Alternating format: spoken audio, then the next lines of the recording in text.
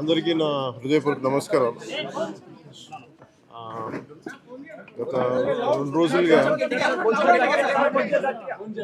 రోజులుగా ఆలోచించి మన అరకు ట్రైబల్ ఏరియాస్లో మోస్ట్ వల్నరబుల్ ట్రైబల్ గ్రూప్ సంబంధించి అక్కడ రోడ్ల నిర్మాణం వీటి మీద కార్యక్రమంలో ఉండగా నిన్న ఇవాళ కార్యక్రమం ఉండగా నాకు పొద్దున్నే ఒక 7:30 గంటలకు ఫోన్ వచ్చింది.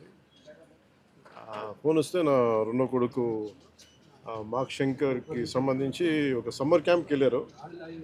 సమ్మర్ క్యాంప్కి వెళ్తే అక్కడ అంటే నా వైఫ్కి ఫోన్ వచ్చింది, ఇట్లా ఫైర్ యాక్సిడెంట్ అయింది, స్కూల్ మన సమ్మర్ క్యాంప్ స్కూల్ నుంచి ఫోన్ చేశారు. వెళ్ళి చూస్తే చాలా, నేనేదో చిన్నపాటి అగ్ని ప్రమాదం అనుకున్నాను కానీ ఈ స్థాయిలో ఉంటుందని నాకు తెలియలేదు. ఇది వెంటనే నేను కానీ ఎలా జరిగింది అంటే ఎలా ఉన్నారో కూడా నాకు ఇంటెన్సిటీ సీరియస్నెస్ నాకు తెలియలేదు. అంత బాగుంటుంది అనుకున్నాను. చూస్తే ఇప్పుడు తనని ప్రస్తుతం హాస్పిటల్లో జాయిన్ చేశారు, బ్రాంకోస్కోపీ పెడతా ఉన్నారు. Very tragic news.